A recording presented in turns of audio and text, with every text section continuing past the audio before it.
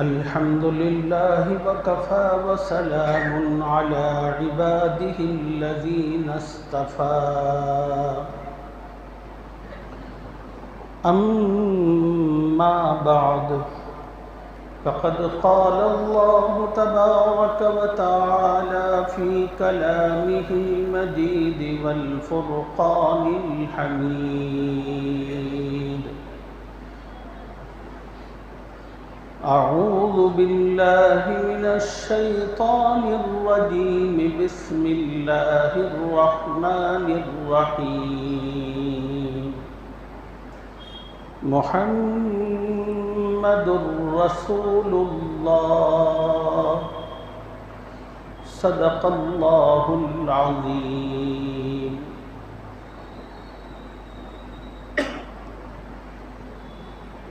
قابل احترام بزرگوں، نوجوان ساتھیوں، دین کی بات عظمت و احترام سے سننے والی ماؤں اور بہنوں،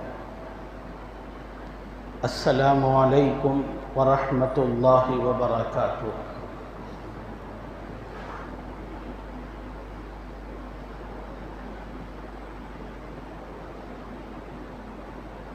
آج کی اس بابرکت مجلس میں آپ حضرات کی خدمت میں اس عنوان پر کہ محمد کون ہے صلی اللہ علیہ وسلم چند باتیں، چند گزارشات عرض کرنا چاہتا ہوں۔ یہ عنوان کہ محمد کون ہے، یہ کوئی انوکھا اور نیا عنوان نہیں ہے۔ دنیا میں سینکڑوں واعظوں اور خطیبوں نے اس عنوان پر اپنے خطابات پیش کیے، ہزاروں مصنفین اور مؤلفین نے اس عنوان پر کتابیں لکھی، لیکن تمام کے تمام واعظین نے، مصنفین نے اس کے تحت جو کچھ لکھا اور کہا وہ تھا محمد صلی اللہ علیہ وسلم کا بچپن کیسا تھا، محمد صلی اللہ علیہ وسلم کا خاندان کیسا تھا، محمد صلی اللہ علیہ وسلم کی جوانی کیسی تھی، آپ کے آبا و اجداد کون تھے اور آپ کا پس منظر کیا تھا، آپ کی مکی زندگی کس طرح کی تھی اور آپ کی مدنی زندگی کس طرح کی تھی۔ یہ تمام کی تمام باتیں اس عنوان کے تحت انہوں نے عرض کی، لیکن آج میں آپ کے سامنے نبی پاک صلی اللہ علیہ وسلم کے خاندان کا ذکر نہیں کروں گا۔ آج میں آپ کے سامنے آپ کے والدین سے متعلق کوئی تذکرہ نہیں کروں گا۔ آج میں آپ صلی اللہ علیہ وسلم کی مکی اور مدنی زندگی کا کوئی ذکر نہیں کروں گا، بلکہ آج میں اس عنوان کے تحت آپ حضرات کی خدمت میں آپ صلی اللہ علیہ وسلم کو آپ صلی اللہ علیہ وسلم ہی کے واقعات کی روشنی میں پیش کروں گا۔ ان واقعات کو سن کر آپ سمجھیں گے اور واقعے کا ایک ایک جز آپ کو بتا دے گا کہ محمد کون ہے، محمد کون تھے، محمد کیسے ہیں۔ اور یہ عنوان جواب ہوگا موجودہ دور کے اندر شرپسندوں کی جانب سے، فتنہ انگیزوں کی جانب سے، دشمنان اسلام کی جانب سے محمد صلی اللہ علیہ وسلم پر اور اسلام پر جو پروپیگنڈا کیا جا رہا ہے۔ آج دشمنان اسلام نبی علیہ السلام کی شان کو مسخ کرتے ہوئے آپ کو دہشت گرد، آپ کو اور آپ کے ماننے والوں کو پتہ نہیں کیا کچھ کہا جا رہا ہے، لیکن آپ صلی اللہ علیہ وسلم کی زندگی کے یہ واقعات آپ کو بتائیں گے محمد صلی اللہ علیہ وسلم اور ان کے جانثار امن و امان کا پیکر تھے، عفو، درگزر اور محبت کا علم بردار تھے، اور محمد صلی اللہ علیہ وسلم انسانیت کے بہی خواہ اور صحیح معنوں میں اس کے معمار ہیں۔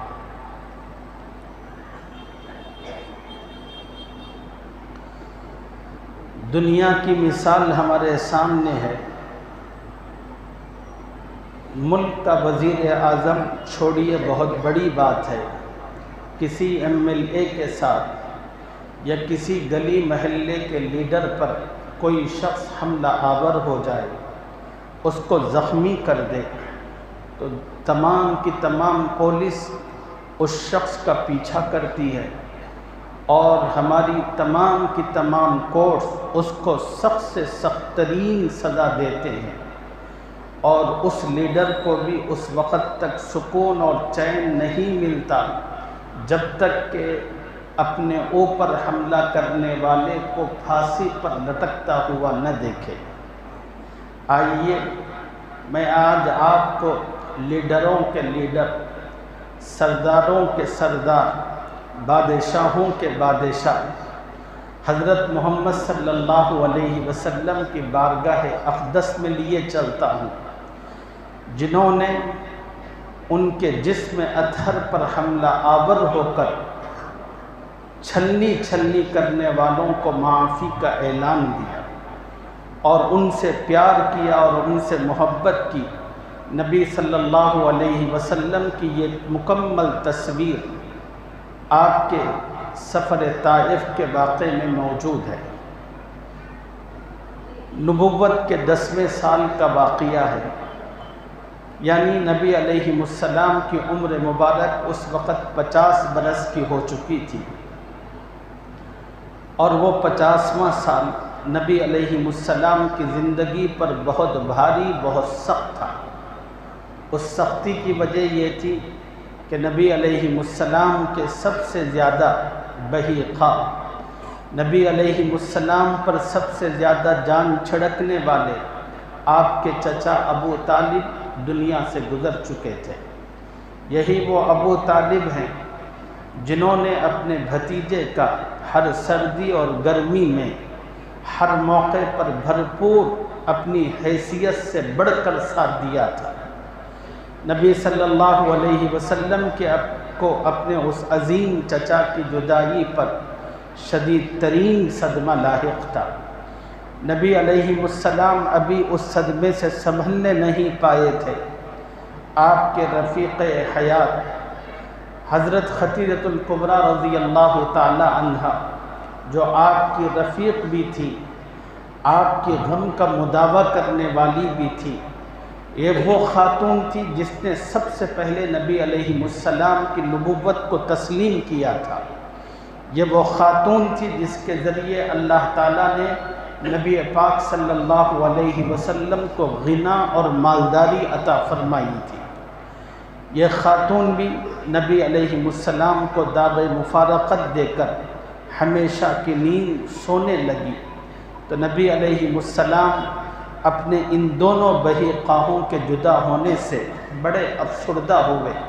اور آپ ٹوٹ گئے، اور نبی علیہ السلام نے اس سال کو عام الحزن یعنی غم کا سال قرار دیا۔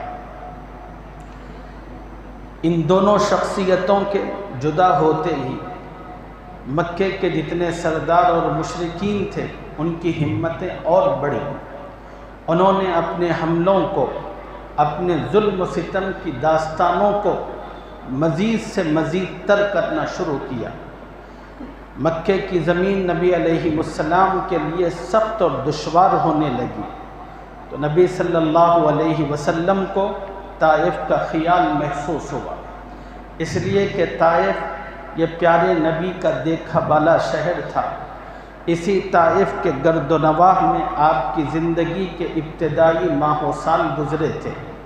اس لیے کہ امی حلیمہ سعدیہ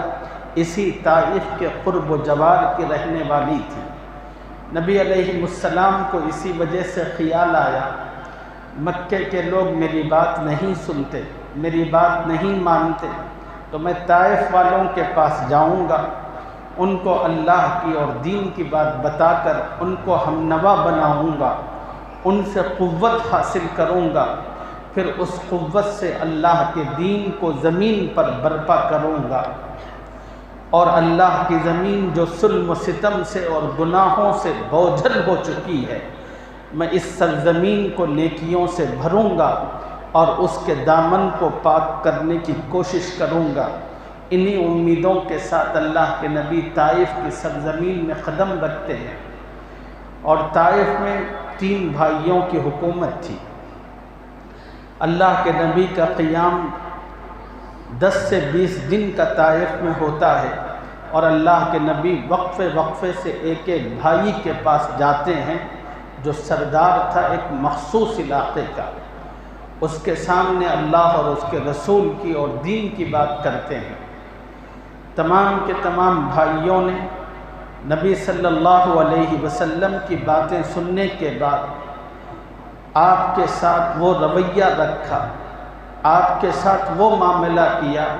مکے کے لوگوں کی ظلم و ستم کی داستانیں چھوٹی محسوس ہونے لگی، بڑی تلخ اور تند باتیں، ایسی باتیں جو تلوار سے تیز اور بھالے سے زیادہ سینے کے اندر چبھنے والی تھی، وہ نبی علیہ السلام سے کی اور آپ کے دل کو زخمی کیا۔ ایک بھائی جو سردار تھا وہ کہنے لگا، اگر اللہ نے آپ کو نبی اور رسول بنایا ہے تو وہ اللہ کعبۃ اللہ کا پردہ چاک کر رہا ہے۔ دوسرے بھائی سردار نے کہا، اوہو، اللہ کو آپ کے سوا کوئی اور رسول نہیں ملا، آپ جیسے فقیر اور پھٹیچر انسان کو رسول بنا دیا۔ تیسرے بھائی سردار نے نبی صلی اللہ علیہ وسلم سے کہا، میں آپ سے گفتگو کرنا نہیں چاہتا، مجھے پتہ نہیں کہ آپ سچے ہیں کہ غلط ہیں، اگر آپ سچے ہیں تو پھر آپ سے گفتگو کرنا یہ ادب کے خلاف ہے، اور اگر آپ جھوٹے ہیں تو آپ سے گفتگو کرنا میری شان کے خلاف ہے۔ اور ان باتوں پر ہی انہوں نے اکتفا نہیں کیا، بلکہ طائف کے تمام اوباش نوجوانوں کو نبی علیہ السلام کے پیچھے لگایا اور یہ کہا کہ ان کو پتھر مار کر ہمارے شہر کے حدود سے نکالا جائے۔ تمام کے تمام آوارے اور اوباش اکٹھا ہوئے، اپنے ہاتھوں میں پتھر لے کر نبی علیہ السلام جب مکے کے راستے پر گزرنے لگے، چاروں طرف سے نبی علیہ السلام کے جسم اطہر پر پتھروں کی برسات ہوتی رہی، آپ کا جسم اقدس لہو لہان ہوتا رہا، اور نبی علیہ السلام کے جسم سے اتنا خون نکلا، نعلین مبارک خون سے بھر گئے، اور آپ کا پیر اس خون کے اندر چپکنے لگا۔ نبی علیہ السلام خون کی زیادتی کی وجہ سے، بہنے کی وجہ سے آپ پر کمزوری طاری ہوتی تو آپ بیٹھ جاتے، جسم کا کوئی حصہ محفوظ نہیں تھا۔ پھر وہی بدبخت اور اوباش آگے بڑھتے، نبی علیہ السلام کے بغلوں میں ہاتھ دے کر آپ کو کھڑا کرتے، پھر آپ پر 80 پتھروں کی برسات ہوتی۔ انہی کیفیات کے ساتھ نبی علیہ السلام نے اس راستے کو طے کیا۔ اللہ کے نبی صلی اللہ علیہ وسلم وہاں سے آتے آتے ایک باغ میں پہنچے۔ اس وقت آپ کے خادم زید بن حارثہ آپ کے ساتھ تھے۔ جب باغ میں پہنچے، تھوڑا سا سکون میسر آیا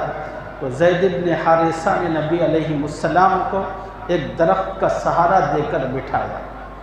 نبی صلی اللہ علیہ وسلم کی اس موقع پر جو بے بسی تھی، جو کیفیت تھی، تصور کی آنکھ سے آپ دیکھیں، یہ وہ شخصیت تھی جس کے صدقے اللہ نے اس پوری کائنات کو وجود بخشا، اور طائف کے لوگوں نے خدا کے محبوب کے ساتھ، جناب رحمت للعالمین کے ساتھ جو سلوک کیا تھا،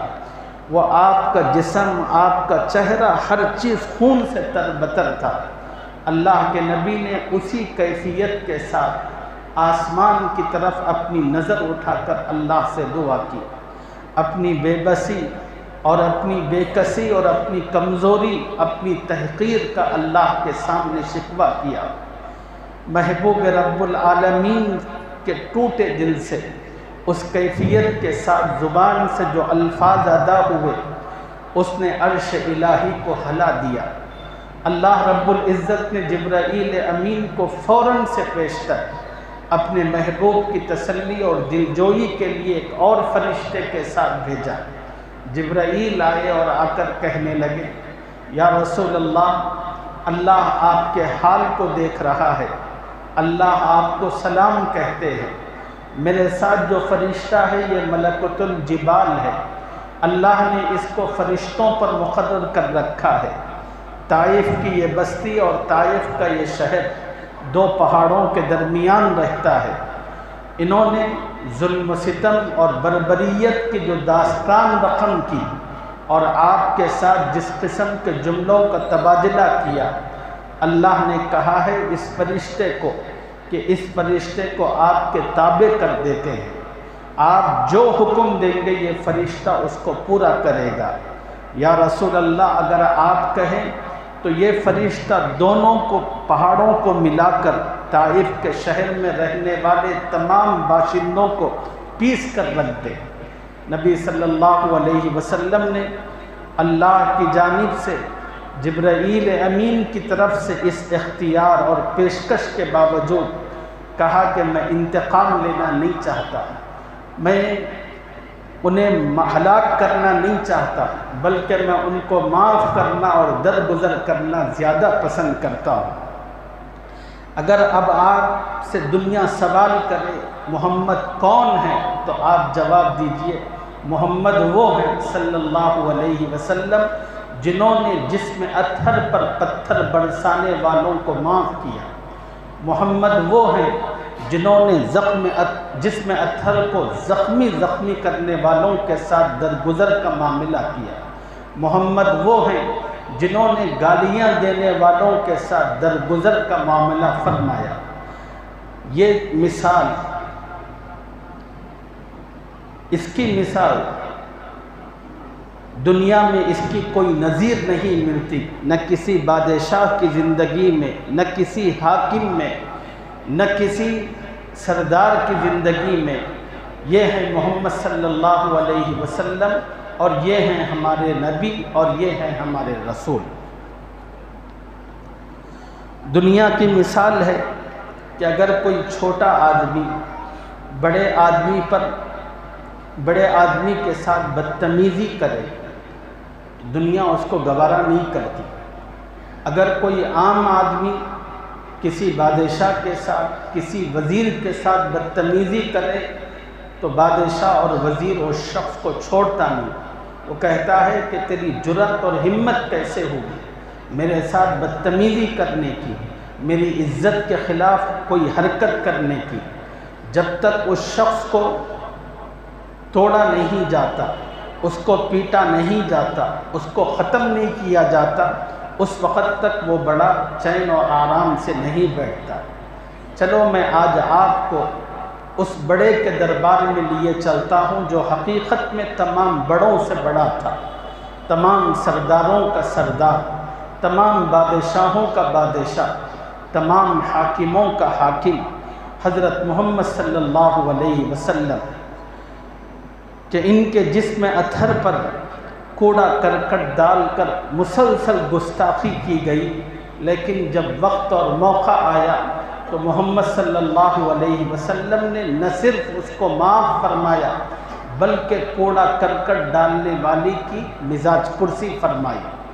تاریخ کی کتابوں میں یہ واقعہ موجود ہے۔ مکہ المکرمہ میں ایک بدنصیب خاتون رہا کرتی تھی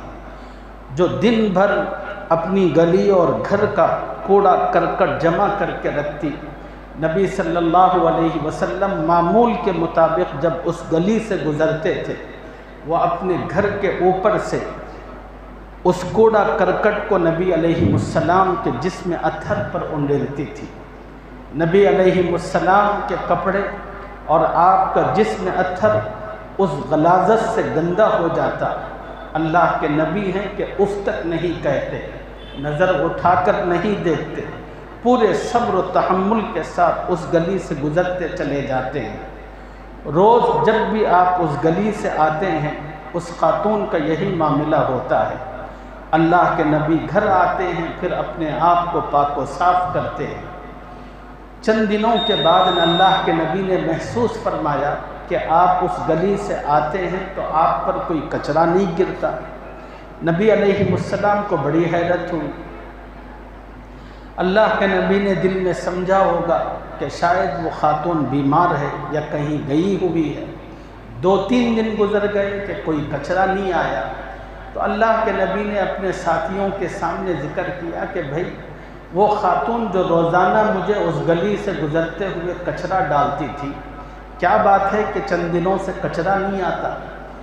تو حضرت ابو بکر صدیق رضی اللہ عنہ نے بتایا کہ یا رسول اللہ، جو بدنصیب خاتون آپ کے جسم اطہر کو پراگندہ کرتی تھی وہ بیمار ہو چکی ہے۔ اللہ کے نبی فوراً ابو بکر کو اپنے ساتھ لیے اس کی مزاج پرسی کو تشریف لے گئے، اور اللہ کے نبی نے وہاں بیٹھ کر اللہ سے اس خاتون کی شفا یابی کے لیے دعا فرمائی۔ دنیا آپ سے سوال کرے کہ محمد کون ہے، تو آپ دنیا کو بتا دیجئے کہ محمد وہ ہیں جو اپنے جسم اطہر پر کچرا ڈالنے والی کو نہ صرف معاف فرماتے ہیں بلکہ وہ بیمار ہو جائے تو اس کے لیے اللہ سے شفا یابی کی دعا کرتے ہیں۔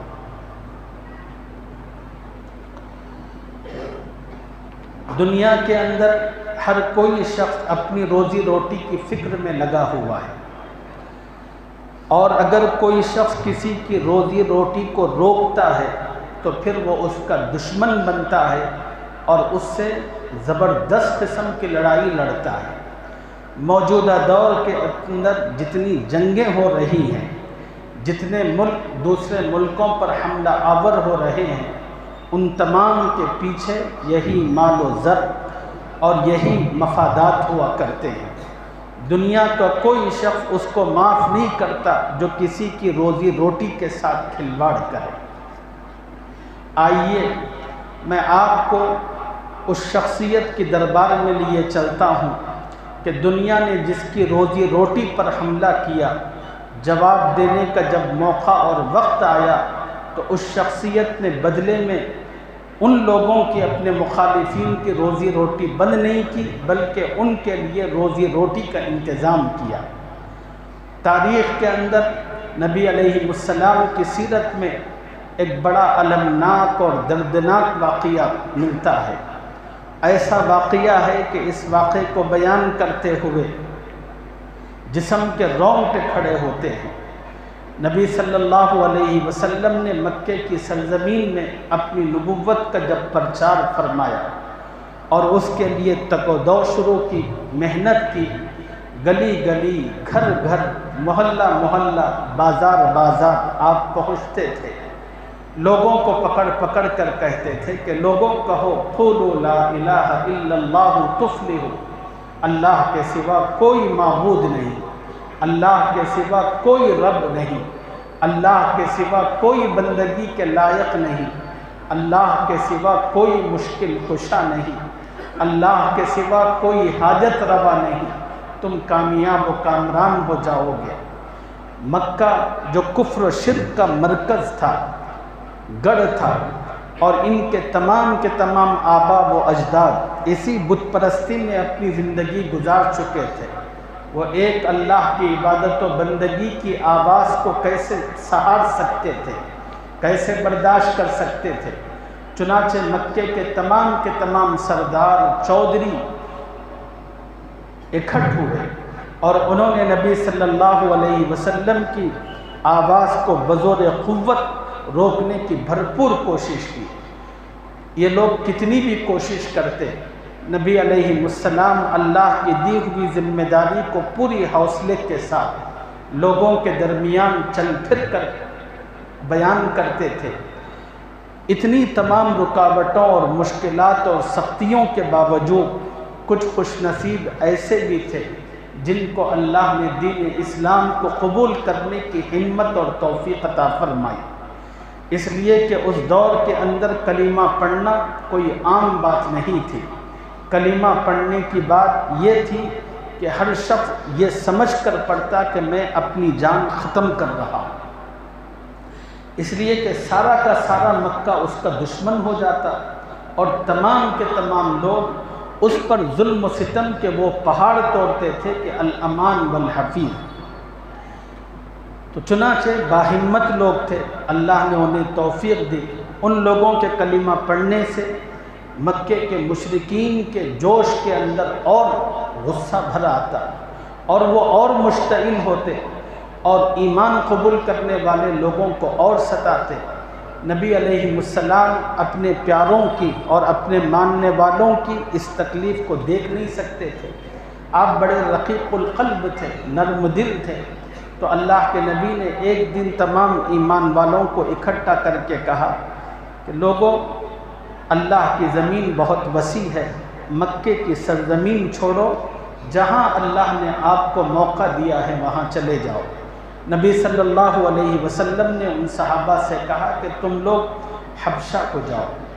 میں نے سنا ہے کہ وہاں جو بادشاہ رہتا ہے وہ بڑا امن پسند ہے،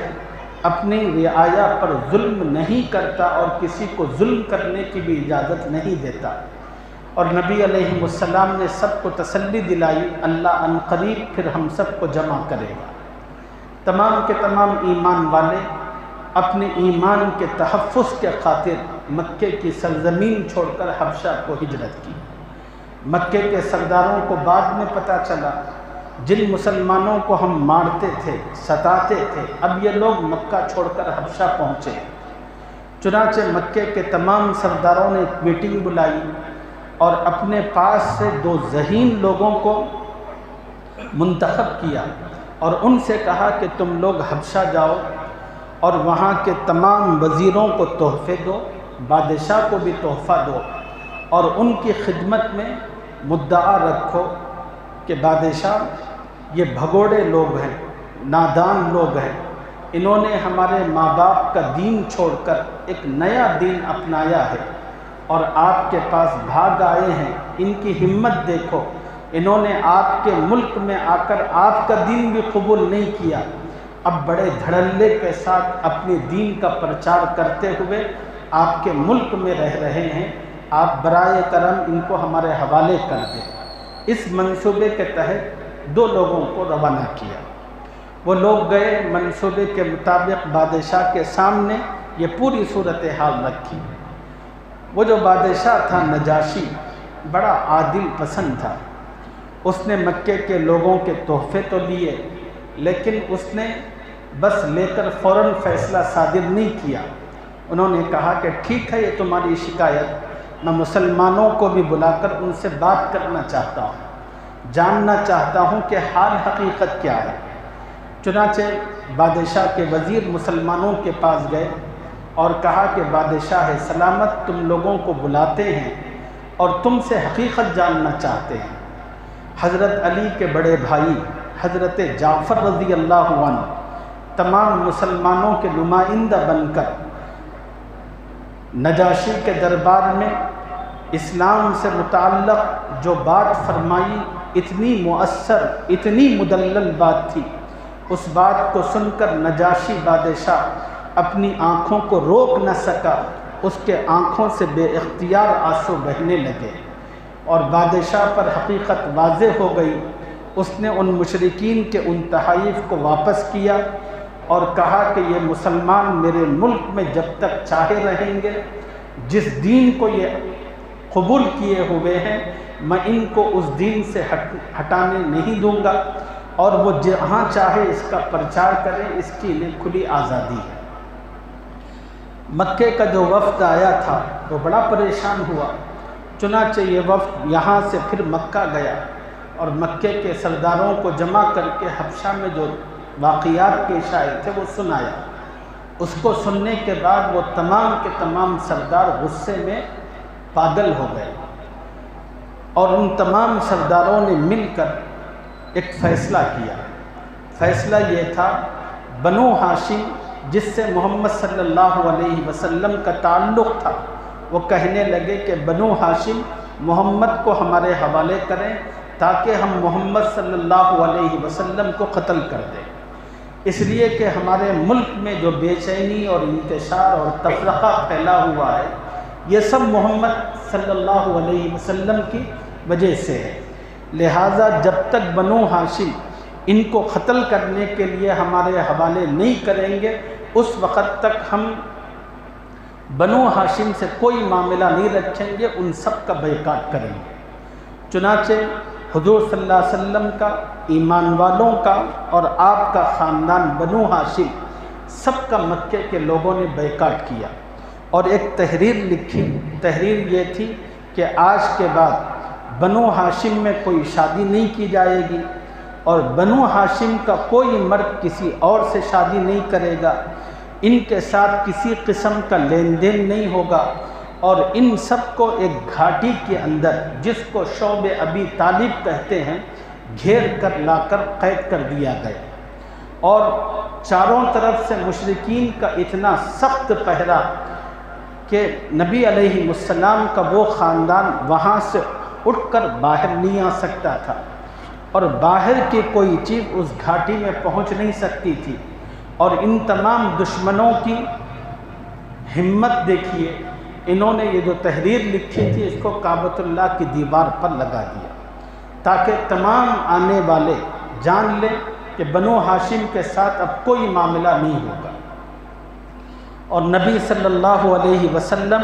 اس قید کے اندر اپنے خاندان کے ساتھ، اس میں ایمان والے بھی تھے، کافر بھی تھے۔ وہ کافر جو کا خونی رشتہ آپ سے تھا وہ بھی عصبیت کے اندر آپ کے ساتھ آ گئے، اور یہاں پر ان 3 سالوں کے اندر جو تکلیفیں ان لوگوں نے سہی وہ بیان نہیں کی جا سکتی۔ ان حضرات کی سختیوں کا، ان کی پریشانیوں کا اندازہ اس واقعے سے لگایا جا سکتا ہے کہ یہاں پر کھانے کے لیے کوئی چیز میسر نہیں تھی۔ ان کا جو کھانا ہوتا تھا اسی وادی کے اندر اگنے والی گھاس اور درخت کے پتے ہوا کرتے تھے۔ نبی صلی اللہ علیہ وسلم شام ہونے پر، صبح ہونے پر اس وادی میں گھومتے تھے، کچھ سوکھے پتے جمع کرتے تھے اور اپنی بیٹیوں کو اور اپنی بیویوں کو بلاتے تھے، کہتے تھے کہ آؤ یہ کھانا میں نے تمہارے لیے لایا ہے۔ نبی علیہ السلام کی تمام بیٹیاں، خود اللہ کے رسول ان پتوں کو کھا کر اپنی گزر بسر کیا کرتے تھے۔ جو صحابہ اس قید میں موجود تھے وہ کہتے ہیں ان پتوں کے کھانے کی وجہ سے ہمیں جو غلاظت آتی تھی وہ بکریوں کی مینیوں کی شکل میں ہوتی تھی۔ اور حضرت سعد بن ابی وقاص بیان کرتے ہیں ایک وقت فاقوں کا یہ عالم تھا کہ اٹھا نہیں جا رہا تھا، بڑی مشکل سے مجھے ایک مرتبہ پیشاب آیا، رات میں پیشاب کرنے کے لیے نکلا اور پیشاب سے فارغ ہو کر جب میں واپس آ رہا تھا تو میرا پیر ایک چیز سے ٹکرایا، میں نے فوراً اس چیز کو اٹھایا، وہ زمین میں گڑی ہوئی تھی، پتھر مار کر اس چیز کو نکالا تو دیکھا وہ اونٹ کا ایک چھوٹا سا چمڑا تھا۔ سعد بن ابی وقاص کہتے ہیں کہ میں نے اس کو دھویا، اس کو آگ پر جلایا، اس کو پتھروں سے پیسا، اس کا صفوف بنایا، پھر اس صفوف میں سے تھوڑا تھوڑا کھا کر میں اپنی زندگی بچاتا رہا۔ اس قسم کی سختیوں کا عالم تھا، جتنے بچے تھے وہ بھوک سے تڑپ تڑپ کر بلبلاتے تھے، اس لیے کہ ماؤں کی چھاتیوں کے اندر غذا نہ ہونے کی وجہ سے دودھ نہیں تھا، بوڑھے ادمرے ہو چکے تھے، جان کے بالکل لالے پڑ چکے تھے، نوجوان انتہائی نحیف و کمزور ہو چکے تھے۔ جب یہ سب بھوک کی بے بسی سے تلملا کر روتے تھے تو تمام کے تمام مشرکین جو باہر کھڑے ہوئے ہیں ٹھٹے مار مار کر، ہاتھ پیٹ پیٹ کر ہنستے تھے۔ اللہ رب العزت نے اسی عرصے کے اندر ان دشمنوں میں سے کچھ دشمنوں کے دلوں میں رحمدلی پیدا کی۔ اس میں سے 5 سرداروں نے کہا یہ بڑی بے غیرتی کی بات ہے، ہم لوگ کھائیں پیئیں موج مستی کریں اور بنو ہاشم تڑپ تڑپ کر ایڑیاں رگڑ کر مرے، یہ ہماری غیرت گوارا نہیں کرتی۔ یہ جو ظلم و ستم کی داستان بنو ہاشم پر چل رہی ہے اس کو ختم ہونا چاہیے۔ چنانچہ 5 بادشاہوں نے کہا کہ کل صبح کے دن جب ہم تمام سردار کعبۃ اللہ کے پاس ملیں گے تو اس وقت یہ بات کریں گے۔ چنانچہ ابو جہل جو پورے مکے کا سردار تھا، وہ بھی تمام کے تمام سردار جمع تھے، اور یہی گفتگو ہو رہی تھی کہ بنو ہاشم پر ہونے والے ظلم و ستم کو ختم کیا جائے۔ ادھر اللہ نے نبی علیہ السلام پر وحی نازل فرمائی، اے محمد صلی اللہ علیہ وسلم، مکے کے مشرکین نے جس معاہدے کو خانہ کعبہ پر تحریر کیا تھا، دیمک نے اس کے تمام حروف کو چاٹ کر ختم کر دیا ہے، صرف بِاسْمِکَ اللہم اتنا باقی ہے، باقی سب ختم ہو چکا ہے۔ بس یہ سننا تھا۔ چچا ابو طالب جو اپنے بھتیجے کے انتہائی غمگسار تھے، اٹھے اور سیدھے قریش کے پاس آئے۔ ان سرداروں کی میٹنگ وہاں چل رہی تھی، اور کچھ دیر بیٹھ کر ان باتوں کو سنا ابو طالب نے، اور پھر کہا کہ اے سرداروں سنو، ابھی میں اپنے بھتیجے کے پاس سے آ رہا ہوں۔ میرے بھتیجے نے مجھے خبر دی ہے کہ تم نے جو ظالمانہ معاہدہ کعبۃ اللہ کی دیوار پر تحریر کیا ہے، دیمک نے اس کو چاٹ کر ختم کر دیا ہے، اور میرے بھتیجے نے مجھے اس کی خبر دی، اور میرا بھتیجا زندگی میں کبھی جھوٹ نہیں بولتا، کبھی غلط نہیں کہتا۔ چلو ہم سب چل کر دیکھتے ہیں۔ میرے بھتیجے نے جو خبر دی اگر وہ سچ نکلی تو پھر یہ ظالمانہ معاہدہ ختم کر دو، اور اگر میرے بھتیجے کی بات غلط نکلی تو میں محمد کو تمہارے حوالے کروں گا، چاہو تم قتل کر دو، جو چاہے اس کے ساتھ معاملہ کرو۔ تمام کے تمام سرداروں نے اس تجویز پر اتفاق کیا، اور سب اٹھ کر خانہ کعبہ کے پاس آئے۔ دیکھا تو واقعتاً نبی علیہ السلام نے جس طرح کی خبر دی تھی، ابو طالب نے اپنے بھتیجے کی زبان سے سن کر تمام سرداروں کو جیسے بتایا تھا، دیمک نے اس پورے معاہدے کو کھا کر ختم کر دیا تھا، صرف ایک جملہ باقی تھا، بِاسْمِکَ اللہم۔ اس کو دیکھ کر تمام کے تمام کافروں کی گردنیں ندامت سے جھک گئی،